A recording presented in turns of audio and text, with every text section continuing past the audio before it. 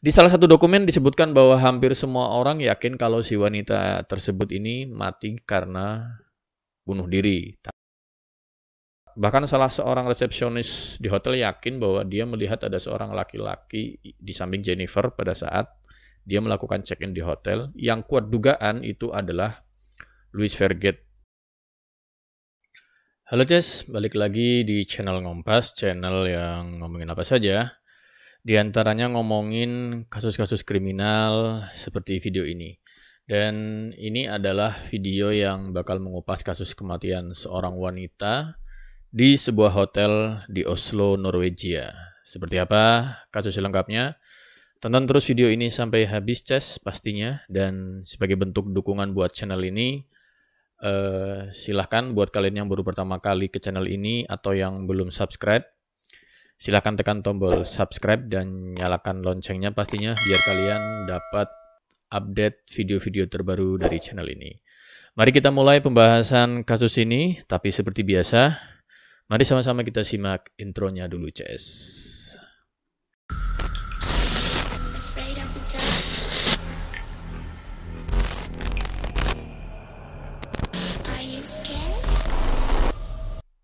Seorang wanita ditemukan tewas di sebuah hotel di Oslo, Norwegia dengan luka tembak di dahi. Kejadian ini tepatnya terjadi pada hari Rabu malam, tanggal 31 Mei 1995. Hotel tempat terjadinya kasus ini bernama Plaza Hotel. Ini sebuah hotel termewah pada saat itu di Oslo, Norwegia tentunya. 3 hari setelah wanita ini menginap, kasir hotel ternyata baru sadar kalau si wanita ini belum memberikan deposit dan nggak memberikan kartu kreditnya ke pihak resepsionis. Dan kamar yang disewa adalah kamar yang mewah dengan tarif menginap per malamnya yang tentunya mahal. Dan kamar tersebut ada di lantai 28, tepatnya di kamar bernomor 2805. Akhirnya pihak keamanan hotel atau security naik ke kamar tersebut untuk memastikan keberadaan sang tamu hotel. Sang security kemudian mengetuk pintu dan gak lama setelah itu terdengar bunyi tembakan senjata api dari dalam kamar. Security kemudian lari menjauh dari kamar tersebut dan memantau apa yang terjadi. Setelah dirasa agak aman, kemudian sang security ini turun ke lantai dasar untuk menemui dan melaporkan kepada kepala keamanan atau kepala security. Selang sekitar 15 menit setelah itu, security dan kepala security tadi kembali ke kamar 2805, yang artinya selama 15 menit tadi ya nggak ada yang bisa memantau gitu. Apakah terjadi ada orang masuk atau keluar nggak gitu ya. Pintu kamar 2805 diketuk dan nggak ada jawaban dari dalam kamar tersebut. Akhirnya kedua security ini membuka kamar dengan menggunakan kunci master. Sebagai informasi aja, pihak hotel selalu memiliki kunci master ya, yang bisa dipakai untuk membuka semua kamar ya kalau terjadi apa-apa di kamar tersebut. Dan ternyata kamar ini dikunci ganda dari dalam yang menandakan nggak boleh seorang pun masuk kecuali petugas keamanan atau security hotel tentunya yang bisa masuk. Begitu berhasil masuk, ditemukan ada jasad seorang wanita di kasur dengan bau darah segar yang sangat menyengat dan akhirnya kepala security pun menyuruh anak buahnya untuk menelpon pihak kepolisian. Gak lama polisi datang dan memang jasad wanita tersebut memang sudah dalam kondisi meninggal dalam posisi memegang pistol dan ada luka tembak di dahinya. Gak ditemukan jejak orang lain di kamar ini dan gak ada tanda-tanda perlawanan, dan berdasarkan hasil pengamatan di TKP, polisi berkesimpulan kalau wanita itu nginep di hotel tersebut, dia sendirian, gak ada teman gitu ya. Dari rekaman akses keluar masuk kamar yang diperoleh dari pihak hotel, didapatkan info kalau si wanita ini jarang banget keluar kamar nih, Ces ya. Kamar selama 3 hari menginap di situ dan dia nggak keluar kamar beberapa jam menjelang kematiannya. Di salah satu dokumen disebutkan bahwa hampir semua orang yakin kalau si wanita tersebut ini mati karena bunuh diri. Tapi ada yang aneh, karena pada saat penyidik menggeledah kamar nggak ditemukan satu identitas pun milik si wanita ini. Jadi nggak ada SIM, nggak ada kartu kredit, nggak ada paspor, bahkan nggak ditemukan dompet, nggak ada kunci mobil, nggak ada kunci rumah gitu. Sesuatu yang biasanya dibawa orang ketika dia bepergian ya.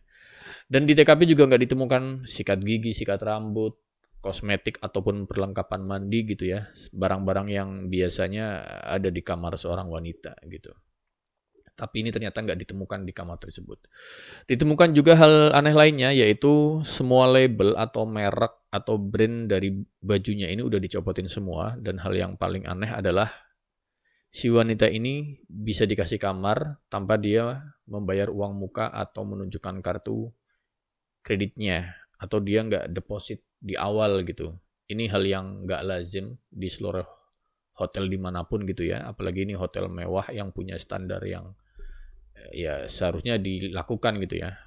Karena ini hotel bintang 5, hotel tempat para raja menginap, bahkan tempatnya para rockstar menginap katanya.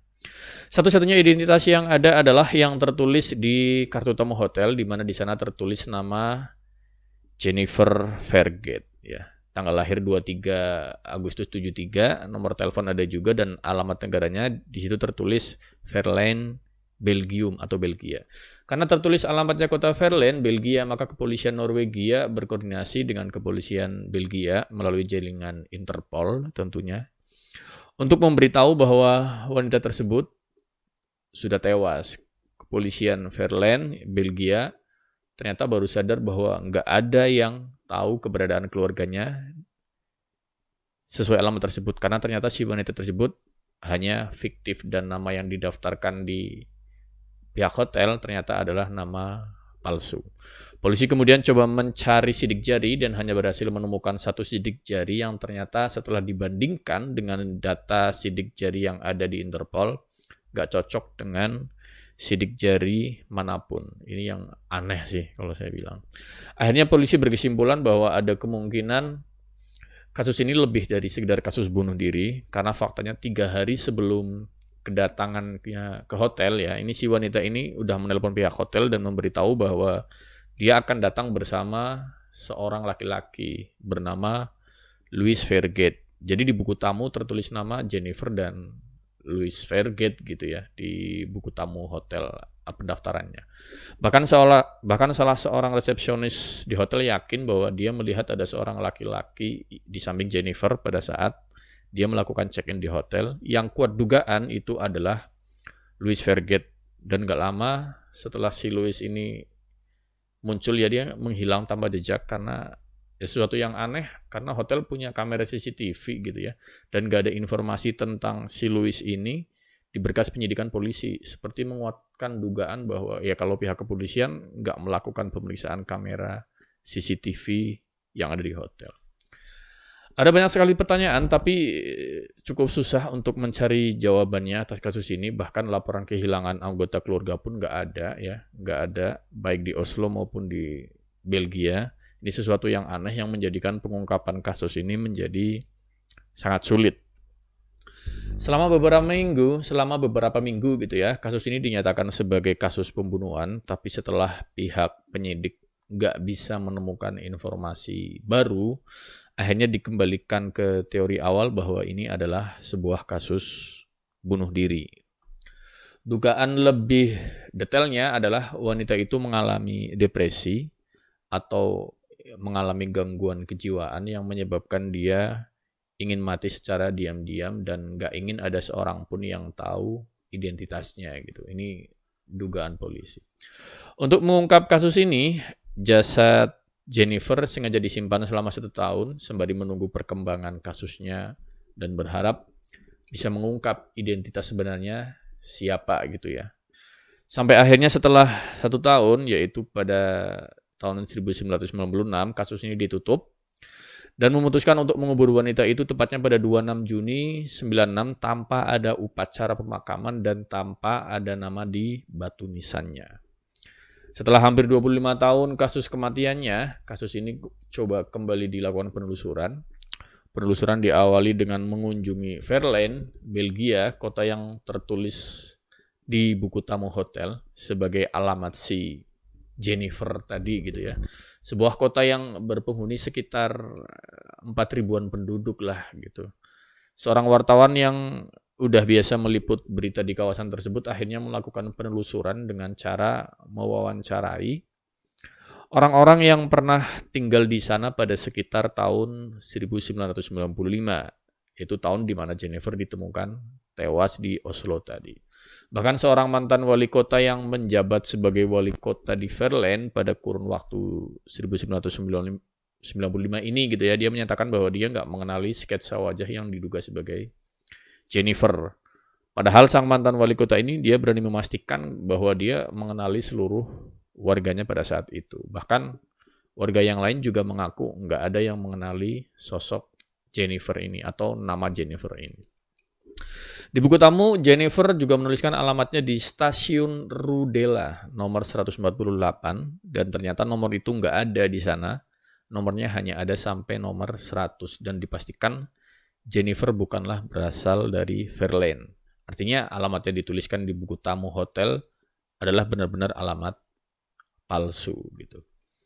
Tapi yang aneh, walaupun Jennifer bukan berasal dari Verland ya, tapi dia bisa dipastikan kalau Jennifer ini tahu tempat itu karena dia bisa menyebutkan nama jalan dan bahkan menuliskan nomor telepon yang memang nomor itu adalah untuk area kawasan Verland gitu. Jennifer berhasil menyembunyikan rapat-rapat identitas asli dia, padahal sketsa wajahnya sudah pernah disebar ke banyak tempat pada waktu itu dan bahkan kasusnya diberitakan di banyak media pada saat itu. Tapi tetap saja nggak diketahui identitasnya sampai hari ini gitu. Kembali ke dugaan awal bahwa dia bunuh diri pada saat ditemukan tewas, dia sedang mengenakan gaun hitam dan bersepatu hak tinggi seperti orang yang ya mau keluar malam gitulah. Dan ditemukan juga pistol kaliber 9 mili di TKP dengan koper yang berisi 25 peluru yang menjadikan kasus ini sebagai kasus yang aneh dan janggal karena kalau hanya untuk bunuh diri sebenarnya nggak perlu sampai 25 peluru juga gitu ya di dalam koper, melainkan ya bunuh diri hanya butuh 1 peluru aja gitu. Dan yang unik lagi pada saat ditemukan tewas ya, dia sedang menggenggam pistol dan dengan cara memegang pistol yang terbilang aneh karena memegang pistolnya dalam posisi terbalik di mana ibu jari di posisi pelatuk. Ini sesuatu yang aneh karena cara memegang seperti itu nggak lazim, apalagi untuk pistol kaliber 9 mili yang terhitung pistol berat atau kuat gitu ya, dan punya hentakan kuat ketika dipakai untuk menembak. Tapi anehnya pistol itu masih dipegang, yang seharusnya dengan cara memegang seperti itu gitu ya, dan dilakukan untuk menembak ke kepala, maka pistol itu bisa dipastikan akan terlepas dari tangannya. Tapi ini nggak, masih dipegang. Dari hasil penyelidikan ini, kuat dugaan itu adalah pembunuhan. Alasan kuat lainnya adalah orang yang menggunakan pistol untuk bunuh diri hampir selalu akan memegang laras pistolnya dan dilakukan dengan gemetar gitu ya. Setelah peluru ditembakkan di jari yang memegang pistol, ini di jarinya selalu akan ada bercak darah. Tapi pada kasus Jennifer ini nggak demikian. Jadi tangan dia bersih dari bercak darah. Dan pistol pun bersih, nggak ada bercak darah juga. Ini yang sesuatu yang aneh katanya menurut pakar kriminal gitu ya. Beberapa pakar di bidang kriminal bahkan percaya bahwa kasus Jennifer ini adalah kasus pembunuhan berdasarkan fakta-fakta tadi. Pakar kriminal lain bahkan berpendapat kematian Jennifer ini adalah sebuah operasi intelijen yang sangat rapi dan Jennifer ini dieksekusi alias dihabisi gitu ya. Ini menurut beberapa bukti kuatnya kurang lebih seperti itu gitu. Dan sampai hari ini kasusnya nggak ya masih buram gitu ya. Bahkan dihilangkannya merek baju gitu ya atau brand baju itu sebuah hal yang lazim dalam dunia intelijen. Tujuannya adalah untuk menghentikan biar nggak dilakukan penelusuran lebih jauh, karena kalau ada merek kan bisa ditelusuri nih merek baju ini dibuat di negara mana dan seterusnya. Oke Ces, itu dulu kasus Jennifer Vergate ya, yang walaupun sebetulnya nama aslinya nggak diketahui sampai hari ini. Jadi ini emang kasus yang cukup menghebohkan waktu itu di Oslo, Norwegia, dan kasus ini juga menyeruak kembali karena pada 2016 dilakukan penelusuran ulang dan faktanya sampai hari ini hasilnya juga belum menemukan titik cerah. Kalau kalian suka dengan video ini, jangan lupa like, share dan berikan komen tentunya. Dan buat kalian yang belum subscribe, jangan lupa subscribe tentunya. Sampai ketemu lagi di video berikutnya yang gak kalah menarik tentunya di channel ini pastinya. Bye.